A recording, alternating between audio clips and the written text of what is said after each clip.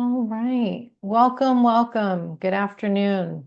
Thank you for joining us today. I'm Mindy Colin. I am the Director of Development and Industry Partnerships for Teach Access. Welcome to our Alumni Network meetup about accessibility, ethics, and AI. We're so glad that you're with us today. We are going to go over a couple of accessibility options for you. So we are committed to making sure this event is accessible. If you'd like to use the captions, we have a manual captioner. You just click the CC button in your Zoom toolbar. It may be located under the More option, and you might find it there, but somewhere in your toolbar will be a CC, which will open up the captions for you. We do have two ASL interpreters with us today. If you click the globe icon on your toolbar, you will have access to the interpreters. And if you need any assistance throughout the event, just send a message to the hosts. The chat is turned off other than messaging the hosts, just because it can become a bit distracting. So if you do need something, please feel free to reach out. We're thrilled at the response that we got for today's event. And so for those of you who might be new to Teach Access, welcome. A quick little background. Teach Access, this is our 10th year, so our 10-year anniversary of providing accessibility education. And we help educators to teach accessibility and disability inclusion. We empower students to learn these skills. We partner with industry and we share real world practices. Our goal is accessibility as a core skill across disciplines. We have our faculty fellowship program, a student academy, a variety of programs and resources that are free and available always. And this is all thanks to the support from our sponsors, donors, and foundation partners. I'd like to take a moment and introduce you to the Alumni Network. The Alumni Network is a group of individuals, either educators or students, who have participated in our programs or have supported initiatives as presenters and are helping to continue to cultivate advocates who can promote our mission. And so with us today, we have our steering committee, Rachel Adler, Amari Tutu, Ian Obara, Diana Ferrente. And I'd like to give a special thank you to Sarah Schunkweiler, who recently stepped down from the steering committee but served for the last year. So if you'd like to get involved with the Alumni Network, feel free to email Mindy at teachaccess.org, and I can give you more information. Without further ado, I'm now going to introduce Ian Obara, who is our moderator for today's event. And he will kick things off for us. So Ian, I'll turn it over to you. Yeah, thanks, Mindy. Hi, everybody. Thanks so much for being here. Like Mindy said, my name's Ian Obara. I'm a member of the Teach Access Steering Committee, and I'm a senior consultant at Level Access. I'm going to be moderating this session, so we'll kind of start with going through some introductions of our panelists and then go into some questions. So I'm going to pass it off to the panelists to kind of do some introductions. Jutta, why don't we start with you? That's all right. Yes, thank you. I'm assuming I'm unmuted. So Yes. I'm the director of something called the Inclusive Design Research Center, which I founded back in 1993 together with a fairly large community. And we have both a graduate program in inclusive design as well. And we've been working on, or I personally have been working in AI off and on for many decades, various forms of AI. I'm also the chair of the Accessible and Equitable AI Committee with the Accessibility Standards Canada. Okay. And Ariana. Sure. Hi, everyone. My name is Ariana Aboulafia. I am an attorney. I lead the Disability Rights and Tech Policy Project at the Center for Democracy and Technology, where my work mostly focuses on the ways that AI and other emerging technologies impact people with disabilities. If you hear woofing in the background, that is my 13-year-old poodle. He has feelings today. Well, maybe we can get the poodle to answer some questions on the call today as well, if he feels like it. And Rolando. Hi, everyone. I am Rolando Mendez. I am Director of Education here at Teach Access. But my work mainly consists of supporting educators across the United States, Puerto Rico, and European countries in understanding how to build capacity, accessibility, capacity, concepts, and skills within their students by providing different resources and programs. And this is where AI and accessibility work intersect with the resources, because it's one of the conversations educators are asking about out there. Glad to be here. Thank you. Well, again, thank you all for being here. I think this is going to be a really interesting and kind of timely discussion on AI and ethics and policy, and really appreciate you all being here. So without further ado, I'll kind of jump into some of the questions. So this first question is kind of for everybody. And as artificial intelligence becomes integrated into education, hiring, healthcare, everyday technology, what are some of the biggest opportunities and greatest risks that you see for people with disabilities?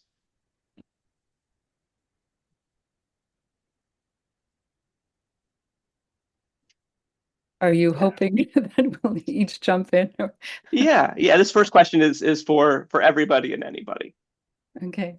Well, obviously, if you have a disability, both the risks and the opportunities are extreme, because AI is wonderful at allowing you to be more average, and so as your aim is to achieve average functionality in terms of recognizing things, saying things, controlling things, AI is a fairly powerful tool.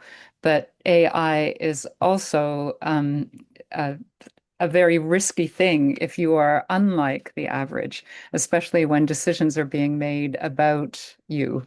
And so there are, unfortunately, because people with disabilities are furthest from the average quite often in the relevant data characteristics, it means that you're most vulnerable to the risks, whether that is having decisions be against you or being flagged as unrecognizable or a threat, and a whole variety of other things, which I think we'll each get into afterwards. So biggest risk, although I think one of the things I'm most concerned about at the moment is the AI protections or the AI ethics assumptions that are being made, which are in essence not actually protecting people with disabilities, because if you have a disability, you are unlike most of the other historically marginalized individuals statistically. And so there are very, very specific and very extreme risks that the disability community is facing.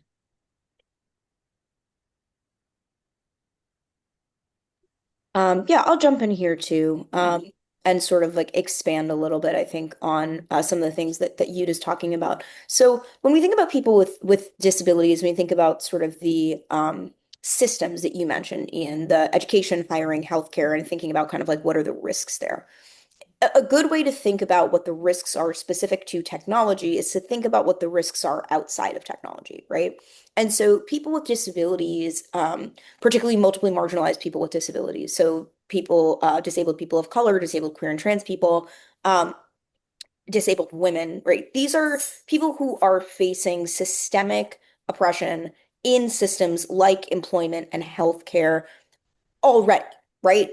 Remove the technology part from it, right? That there is internalized racism and misogyny and queerphobia and transphobia in these systems already, right? And disabled people, and of course, internalized ableism, right? And disabled people have faced discrimination, as an example, in hiring, far before we were seeing the widespread use of, let's say, algorithmic resume screeners, right? But what these tools can do is they can serve as what's called a force multiplier, right? Meaning that instead of being deployed into these systems and like fixing bias, they actually wind up making things worse. And there are a lot of reasons why they can make things worse. One of those reasons is because humans have a tendency to defer to the outputs made by AI tools and algorithmic systems. This is something called automation bias. And this is just kind of, again, it's a bias that a lot of people sort of have. And when we have this tendency to defer to the outputs of these tools, and as you just said, the tools are maybe not very well suited towards building outputs that work for us, because basically the way AI tools and the way algorithmic tools the way they work is based on pattern recognition, and a lot of disabled people exist outside of these patterns. When we have this tendency to defer to them, plus they're really not that well suited to make outputs that work for us, plus they're based on pattern recognition, and we're in these systems that have historically discriminated against disabled people. Those things together kind of make it so that a lot of AI tools actually make the forces of discrimination and the likelihood of experiencing a discriminatory outcome worse when you're interacting with an AI tool and not better. And they work the worst for people that need it the most as well. Yeah, and this is Rolando speaking, and I think it perfectly, the risk tied to what Jutta mentions, I think it's in her chapter about AI being a mirror of society as it is right now. And that means that some of those biases, systemic barriers are kind of embedded into how these large language models are being trained, the data that is being used, who is included, who's excluded. And the bias in the data, and that could be one of the risks. Also, kind of the oversimplification of any aspects of a human and the disabled experience, thinking that this is the way that it's done, and kind of like this is the same for everyone. It doesn't take that intersectionality that Ariana was talking about, but those convergences of diverse experiences and identities coming together into how a person thinks, moves, acts, communicate, etc. But also in terms of opportunity, then I think there's an opportunity to expand access to, different captions, alt text, voice tools, personalization, organization. Also a possibility of increasing independence in various areas of life, such as education and work. Like, for example, helping us understand or craft communication in the workplace to navigate those nuances, or organize or manage complexity, manage our time, etc. And it can eventually reduce barriers if it's designed inclusively from the start. Yeah. Ariana, Jutta, question for you, and you kind of talked about this a little bit in your response to the previous question, but what are some of your concerns with current AI protection and outliers in AI systems? And then what are some strategies that can be taken to kind of address those concerns?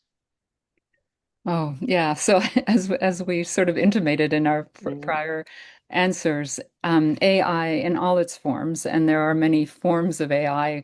AI to some extent is sort of a marketing buzz term that covers many, many different technologies.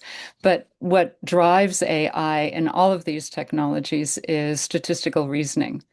And so what AI is doing at the moment in each of them is it's using statistics to find the most popular, the most predictable, the average, and to replicate success patterns, or what it deems via the past metrics, which have always been somewhat discriminatory, as Ariana pointed out, to replicate those patterns. So as I mentioned, disabled people tend to be statistical outliers in any population data. They have no statistical power. This means that if you have a disability, you won't be chosen in competitive selections like job applications or academic admissions. You won't get the best insurance rate. You will likely be denied mortgages more often than others. You'll be flagged as a security threat by suspicion systems. And as was mentioned, you may not be recognized as human in recognition systems, or being deemed as toxic, as has frequently happened. Content that is important to you will not be prioritized in media, and the issues you find important won't be prioritized politically. And this isn't a data issue, because even if you have full proportional representation in data, you're still going to be an outlier, or you still won't have statistical power. Of course, a lot of the rhetoric around addressing bias is about, well, we just need to ensure that we address the data desert, that we include as much information about people with disabilities in the data, but that's not going to address the problem. My concern is that this is not just harmful for people with disabilities, but our society as a whole. The way our society is currently designed, AI means that we're powering towards a monoculture. AI is currently it can be described as an infrastructure of digital eugenics, eliminating difference and diversity. And what we need is a diversity of choices, not a notion of perfection from the past. And of course, all data is from the past, and AI, as Ariana has pointed out, is replicating this past. We're speeding in a direction that we need we need to all recognize is going to lead to greater crisis. So what we need to do is reconsider the course we're on as a society. Innovation and risk detection is the purview of outliers. The complacent majority has the least impetus and insights for change and innovation, but that's what we're modeling our AI responses from. And so one of the things that we're doing in our center is inverting AI, moving from what is called data exploitation, where we try to replicate the patterns of the past, to data exploration, finding the missing perspectives. And we're also trying to push AI to serve people that need the functionality the most, who also happen to be the people for whom AI works the worst. Outlier intelligence, as we call this, also entails ensuring that AI serves the people that need the functionality the most before deploying AI, so that we don't simply amplify, accelerate, and automate the rising disparity that is happening with the implementation of AI at the moment.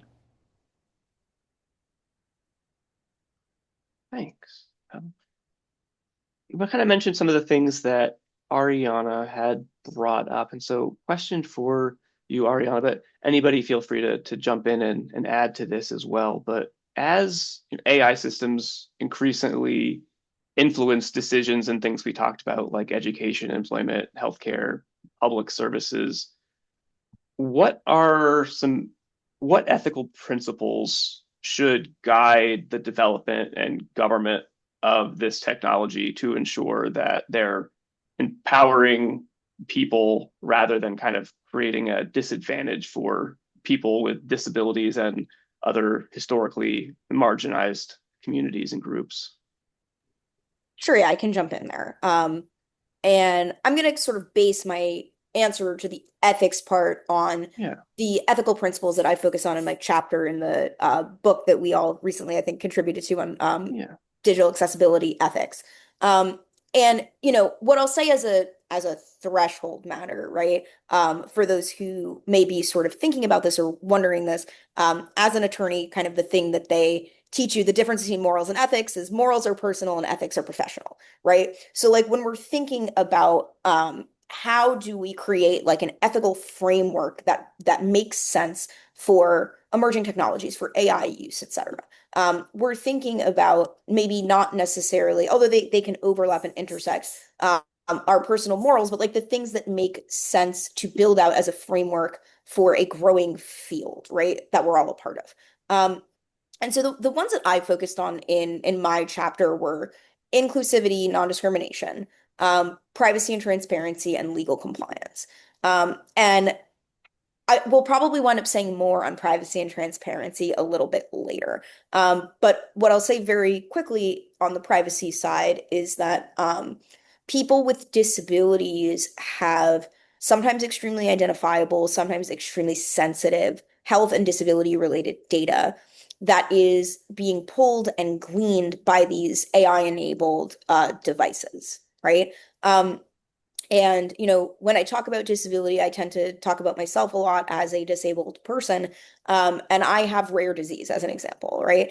And so my data is, even if it were anonymized, right? So my name isn't attached to it, it would be identifiable regardless because of the rare disease, right? And that happens for folks with rare diseases. It happens for folks with maybe unusual combinations of things, right? And so that's one thing, right? Then there's just the sort of overwhelmingly sensitive data, some of which might be considered health data, such that it would be covered by HIPAA under certain contexts, right? Like in a doctor's office. But when you're talking about the use of, let's say, a wearable technology, that's generally not what we call a HIPAA covered entity, right? And so this really sensitive information that's being gleaned from you, or as an example, like a social agent robot being marketed towards facilitating independent living for aging and disabled people. Those things are pulling information, audio recording in your home all the time, right? Talking to you, nudging you to share more information about yourself.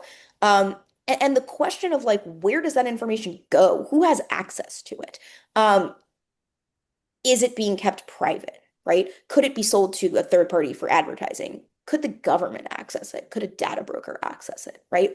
These questions, I think, have always mattered when it comes to, marginalized people, that our privacy is very important. But when it comes to these technologies that are specifically being marketed towards us, right, towards facilitating independent living, I recently gave a presentation for the National Council of Independent Living annual conference talking about how these tools actually go against some of the ideals of independent living, in that we are sort of inviting the surveillance state, inviting the institution in, right? And so privacy, right, as an ethics, as a matter of designing tools that allow for privacy policies to be cognizable, understandable, written in plain language, so people can understand what happens to their data when they use these tools. That's a matter of ethics, right? And privacy by design is part of inclusive design. And I've written a brief on that, on assistive technologies and inclusive design and privacy by design too.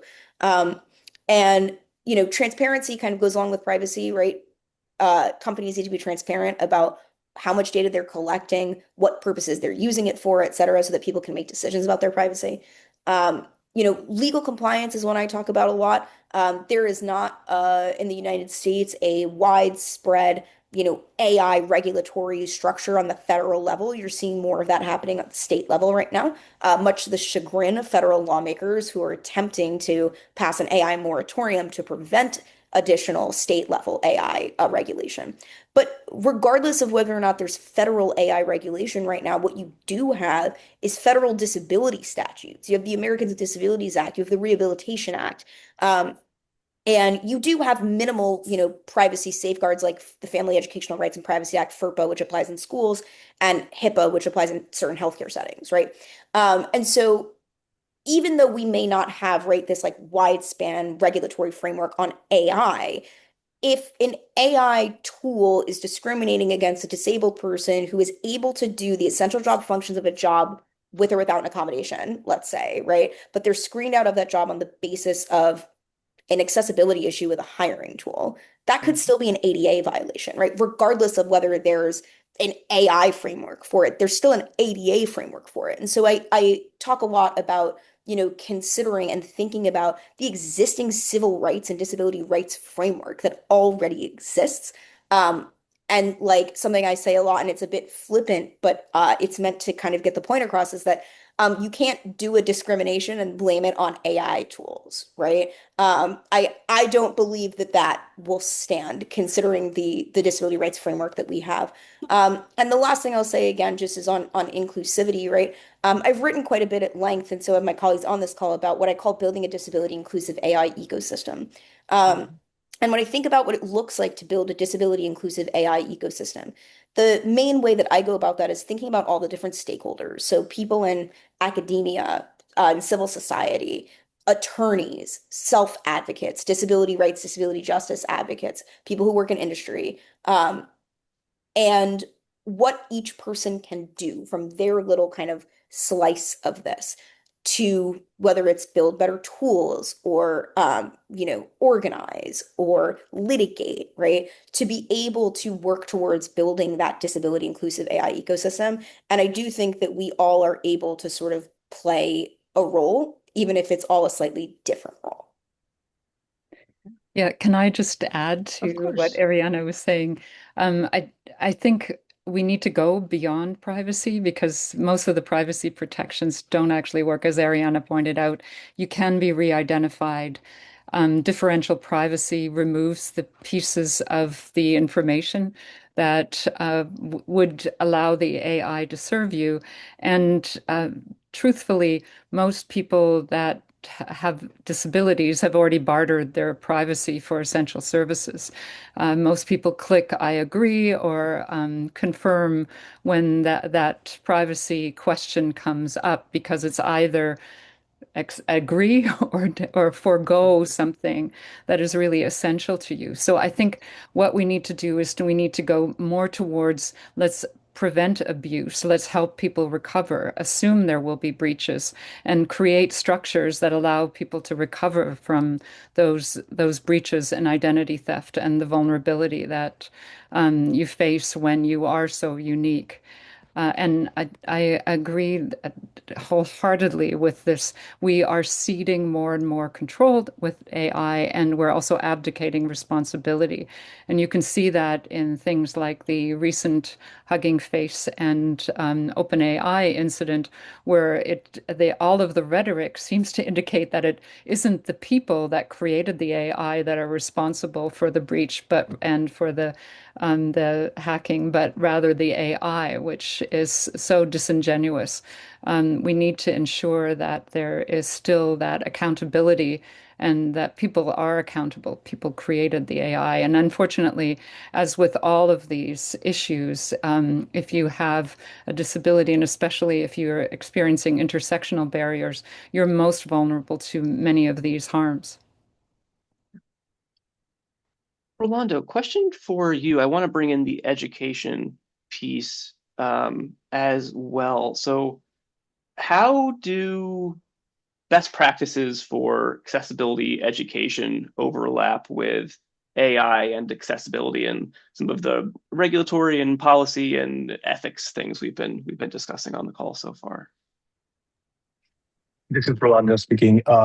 So just for the sake of everyone who's joining and doesn't know what accessibility education is teaching other people accessibility concepts and skills and understanding accessibility, disability awareness, etc. So Kate and I wrote a chapter about accessibility education, and we point out to 7 practices for accessibility education.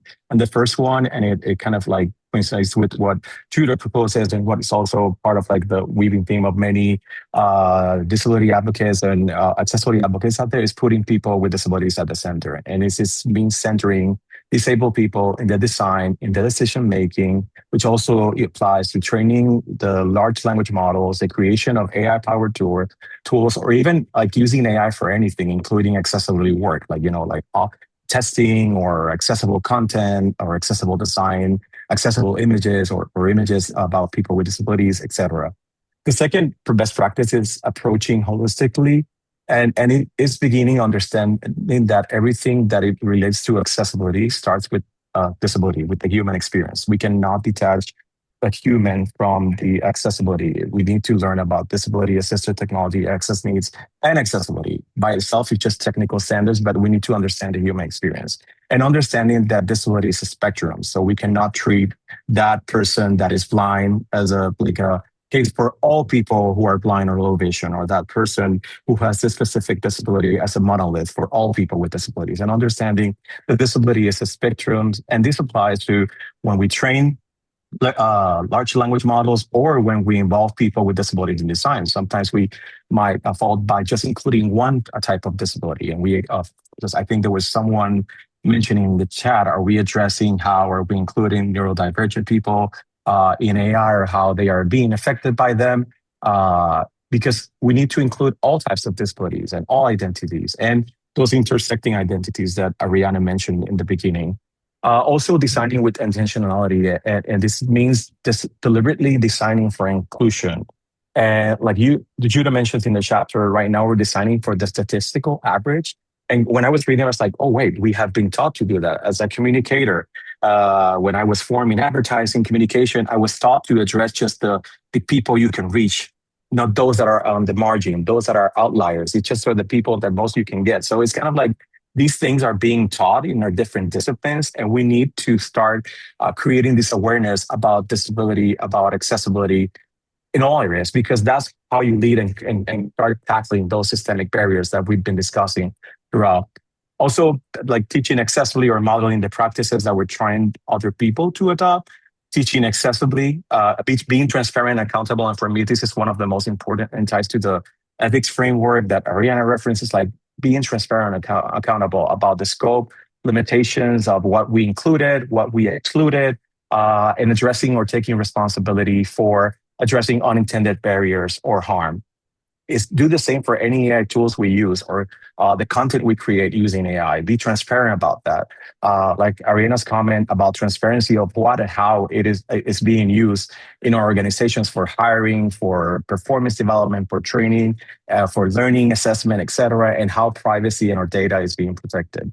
And this is something it defines our work at Teach Access. It's like start small and then scale. We are aware that we cannot change the world in a day, so it's begin with manageable changes that can and build over time. I know it's not optimal, it's not an answer that satisfies, but it's something that is an achievable change and is building on that one thing we're doing.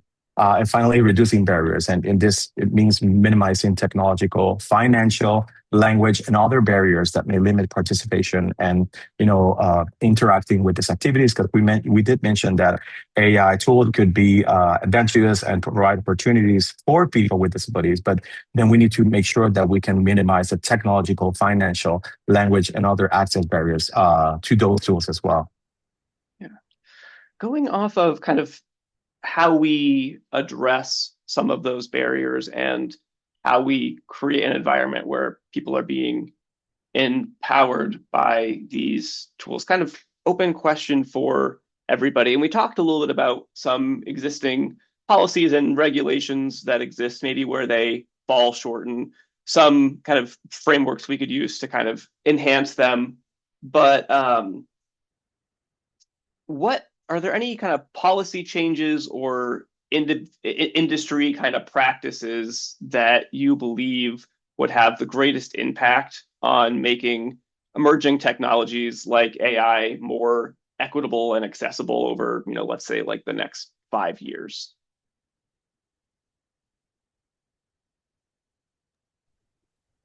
And this is directed at all of us? Yeah, this is for everybody. Yeah. Yeah. Obviously, we all have quite a bit to say about this. Yeah. One of the things we need to do is to recognize just the specific issues that or the issues that are specific to disability.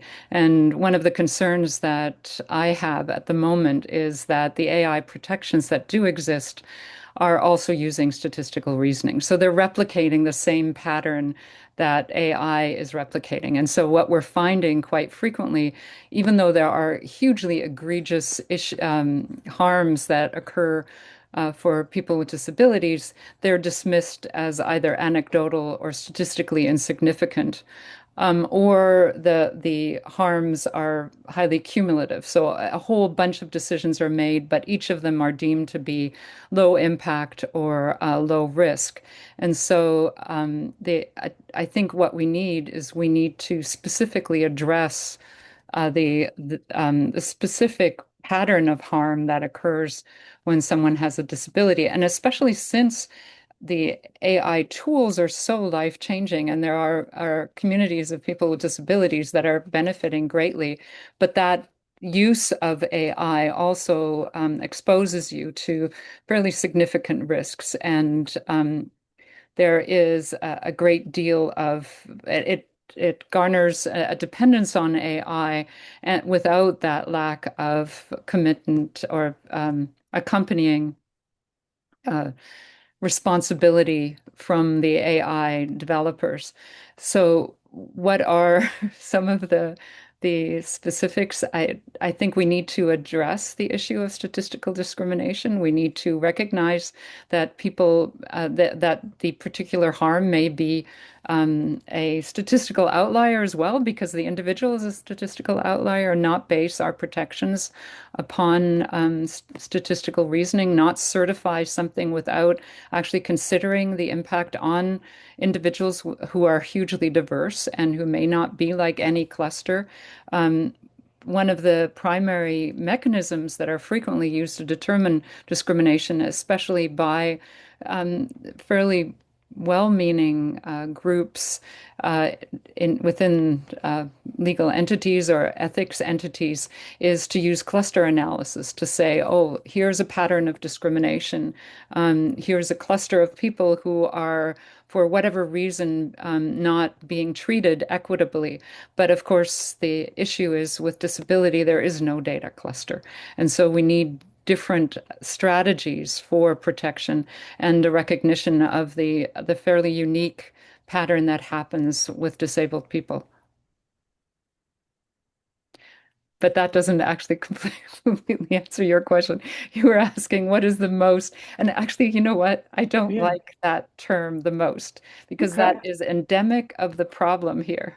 Because if we do the most, the average, the typical, the best, the Hmm. most successful every time, guess we have winners and we have losers. And guess who are the losers? The losers are the people who are in the minority.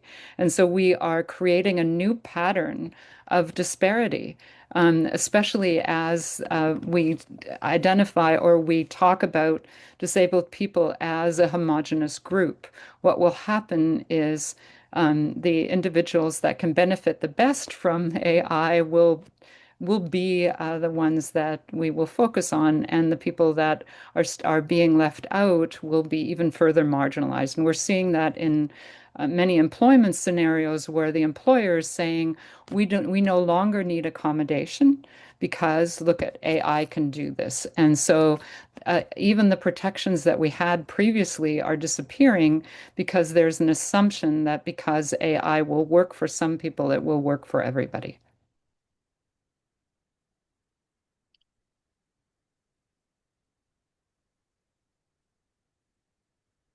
Anybody else have anything for that? Ariana, I know you've worked kind of extensively at the intersection of policy and technology, and I know you had brought up some of the existing regulations and kind of frameworks. Is there anything that you feel could be kind of expanded on, or you would like to kind of see change in that area?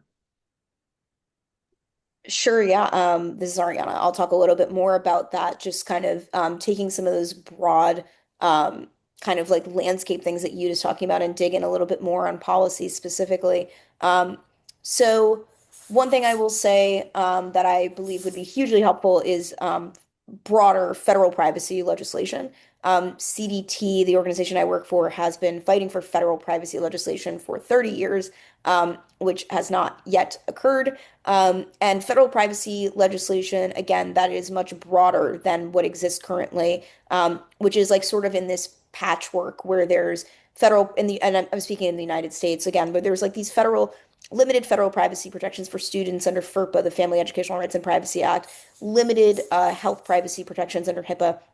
There are some state level privacy statutes specifically for student privacy, but we do not have sort of a broad federal privacy landscape that would help to mitigate some of the concerns that we see over and over and over again in the use of these AI tools, emerging technologies. So I think that's a big one.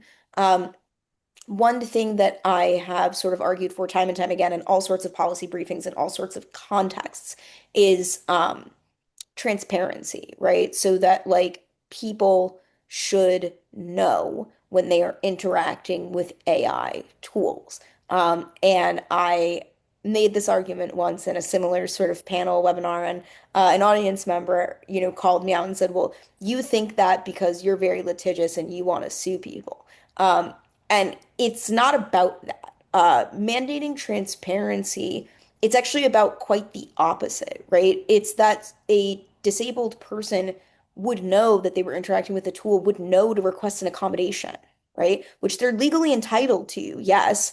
But if a disabled person is able to, let's say, request an accommodation in a hiring process and they get the job, then everyone is happy and you don't have to sue anybody, right? Um, yes, I think there are lawyers at the ready in these circumstances, but the purpose of mandating transparency is not to have people be discriminated against, not to have people be hurt to begin with, right?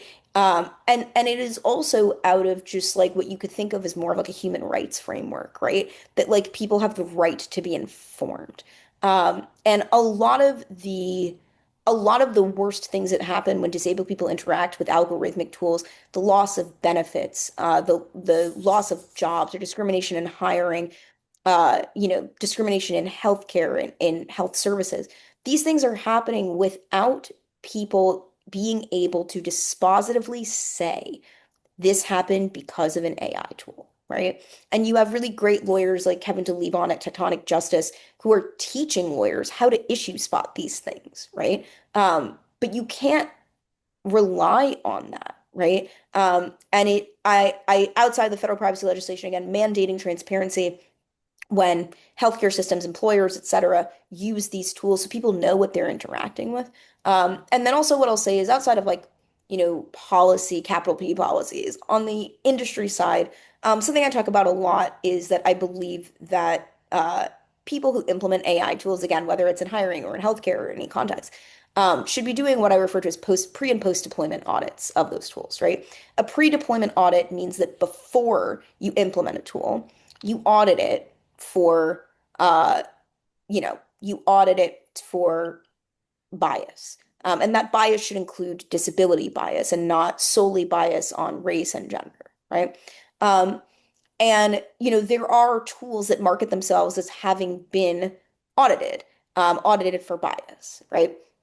However, that pre-deployment audit is not sufficient. And so when I talk about a post-deployment audit, what I mean there is that after you start using the tool, you have to continuously look at how it is performing and whether it is impacting marginalized people in specific ways, right? And the analogy I give when I talk about this a lot is like to an employee, right? You would never hire an employee and then just say, okay, great, so glad you're here. You would have a supervisor who did a performance review or checked in on them, right? But for whatever reason, we're spending, in some cases, much more money on AI tools than we do on human employees and not even checking to see if they're doing their jobs, right? And that's a problem, right? It would make no sense if you applied that to a human living person. And it doesn't make sense when you apply it to AI tools either. And the last thing I'll say, just sort of like as a general matter too, is from an industry practices perspective. Again, not talking about like the big kind of regulation policy, but industry practices and policies. I think that a lot of times when industry builds out these AI tools, even those that say that they want input from the disability community, I think that there is an important difference between what I call co-design and looking for someone to co-sign, right? And what I mean by that is like active, true co-design with the disability community takes much more work, takes much more effort, ideally winds up with a cross-disability and a much more diverse group of folks, right? And diverse also meaning in opinion, right? Meaning welcoming folks who may not agree with the technology that you've built, and taking that into account. Looking for someone to co-sign is sort of perfunctory. It's checking a box. That's not sufficient, and that's not co-design. And that's what I'll say on the industry side. And what I'll say, for folks who are advocates or, interested in disability rights or disability justice, to really inquire when you hear someone who says like, well, we engaged in co-design. What does that mean? Right? And we should be questioning that as disabled people, as disability advocates, because it may not mean what they think it means. Yeah. Yeah, we insist that the people that are part of the co-design are the people that feel the greatest impact or experience the greatest harm or benefit from the system, and continuously ask, who are we still missing? What is what are the choices or functions that we are thereby not accounting for? Thank you. I think I'm going to be the one who transitions it now to Q&A because there's a lot of questions in Q&A. So I'm going to start with the top. The use of words like convergence, non-normative, and others are critical.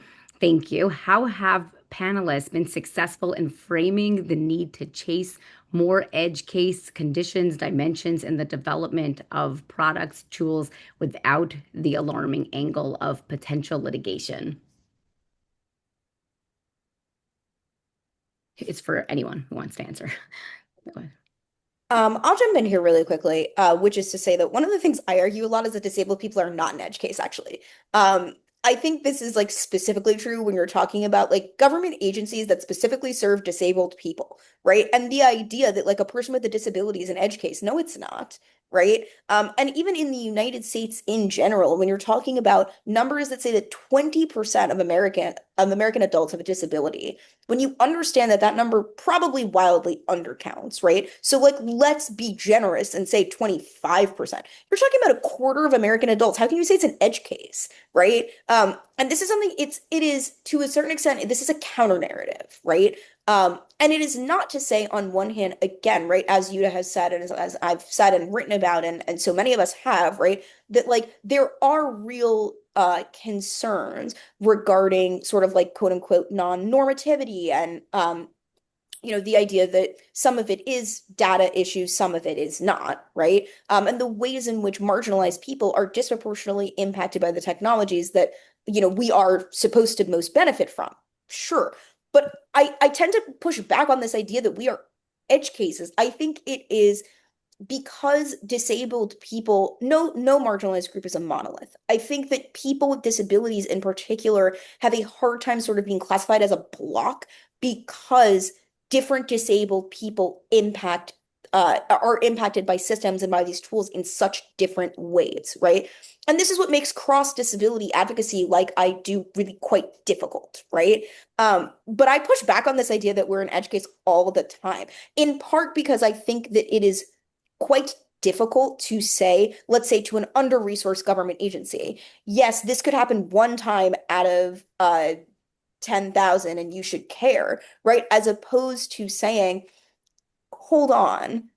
Yes, even if it happens one time out of 10,000, you should care. But like with a full understanding of like activism as pragmatism and pragmatism as activism, maybe this is not an edge case at all, and maybe the way you think about disability is all wrong. Yeah, and an accompanying argument is we all want innovation. We all want to be able to predict, what are the issues to come. That allows for greater resilience. It allows for sustainability of whatever effort you are attempting to take. And that's not going to be by focusing on those averages, but rather looking at the people who are currently excluded, the individuals that require change, the things that the system is currently not doing. And so, yes, I agree that disability is, to some extent, the largest minority there is, and a minority experience that everybody is likely to experience. So there's huge arguments to focus on this particular domain, not just to benefit people with disabilities, not just for disability justice, but to some extent for the survival of this crazy human experiment we happen to all be in, and which is experiencing crisis after crisis. Thank you. And I'm Rachel Adler, and I'm just given the job of reading through the Q&A, so they're not coming from me, they're actually coming from you all. I'm going to try to pick a few, we won't have time for them all, that go to any panelist who can answer the question. So the next one is, would the panelists please comment on impact of stereotypes and flawed pseudoscientific assumptions built into AI, for example, automated hiring, interviewing tools that evaluate eye contact and so-called micro expressions, and how we can combat that? Yeah, AI is most confident in repeating stereotypes. The more data you feed it, the less confident it becomes. I mean, this is a huge issue. Of course, AI is replicating. It's dealing, or the foundational models are dealing with a very, very polluted ocean, and it will, of data and of assumptions that exist already, without really there being any filter. So um, the stereotypes will come and will be amplified, and it is almost self-perpetuating because the confidence in the more stereotypical, therefore to some extent, I guess, popular assumptions that are within the system will amplify, etc. So I think I'll leave it to Ariana to talk about how we can deal with this from a policy or regulatory perspective. Yeah, I mean, this is a great question. What I'll say about the hiring tools specifically, right? And for context, there are hiring tools that say that they evaluate, let's say, like micro expressions or like eye movement or someone's appetite for risk or like these sorts of things, right? And you can think about and I've studied these tools and what we refer to as gamified assessments and automated employment decision systems, AEDS tools. There are two, and again, this is the United States, right? There are two buckets you could think about issues with these tools. One is what's called like relatedness to essential job functions, right? Meaning, let's say in fact you fail the appetite for risk test, right? Or your micro expressions fail their particular test for micro expressions or whatnot, right? Is that in fact related to the essential job functions of whatever job it is you are applying for, such that failing is even relevant, right? That's kind of one way to think about it. Another way to think about it is, do these tools even measure that thing to begin with, right? Meaning, like, how reliable is a gamified assessment, right? A little thing that looks like a video game in actually measuring like your appetite for risk, right? A third way to think about sort of both of these two things and how they manifest. And then, of course, there's also just straight up accessibility concerns with these sorts of things, right? But the third way to think about like how these things kind of all manifest together is, do they have the effect of screening out a disabled person who is otherwise qualified for the job with or without an accommodation on the basis of something that is not related to an essential job function, right? And that's where you run into like ADA potential issues again in the United States, right? And so there is a lot of like sort of pseudoscience, and I encourage those of y'all who are interested specifically in the employment angle to look up the origin of personality tests in hiring. I would encourage everyone to do a deeper dive into that.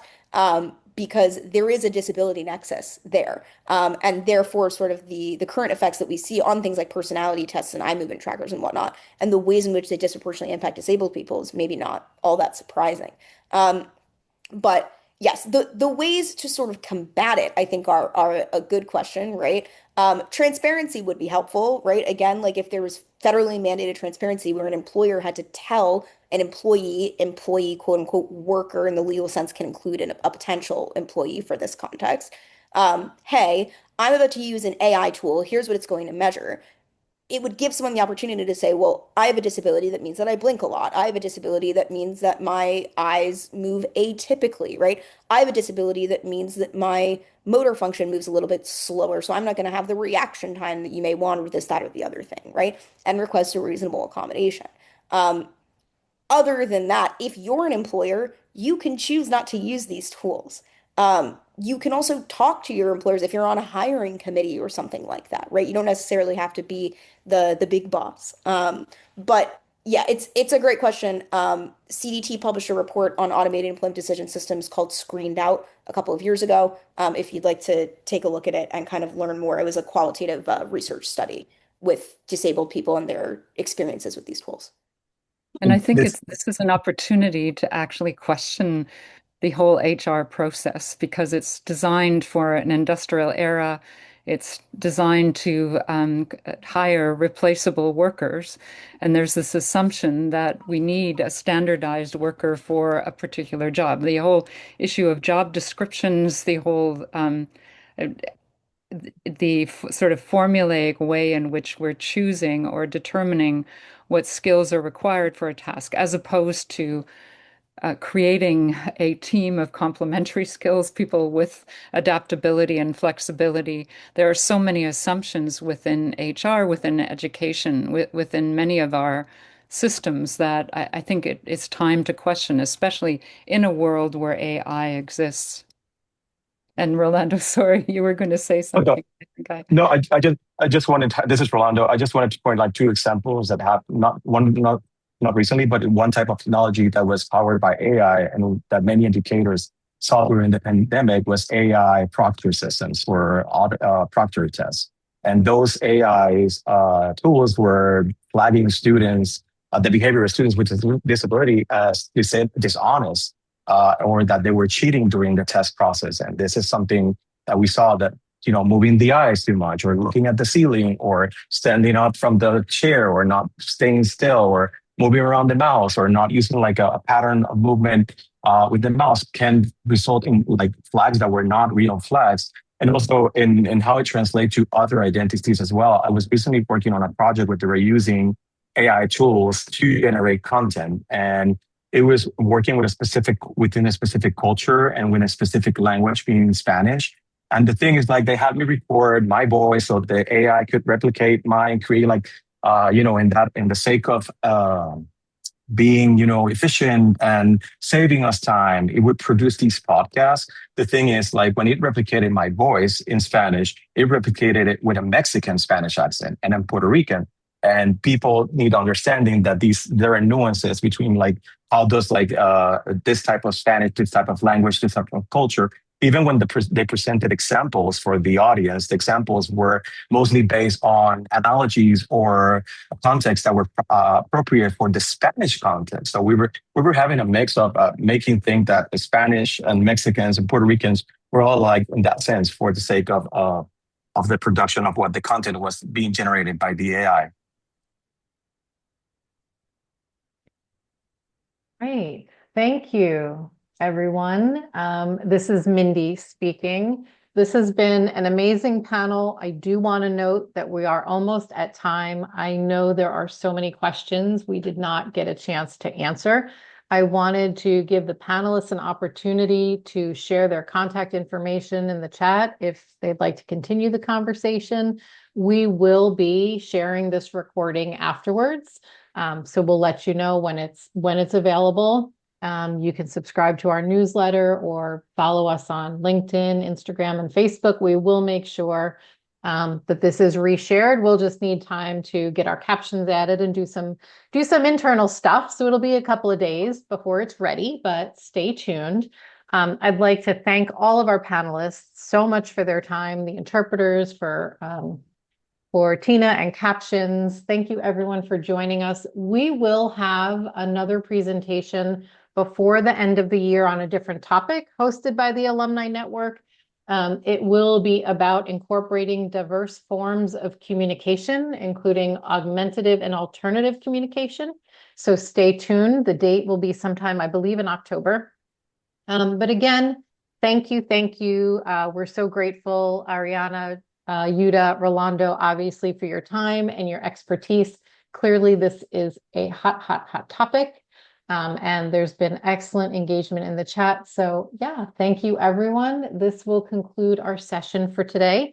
If you'd like to reach out to Teach Access for any additional information, you can email info@teachaccess.org, and I will put that in the chat as well.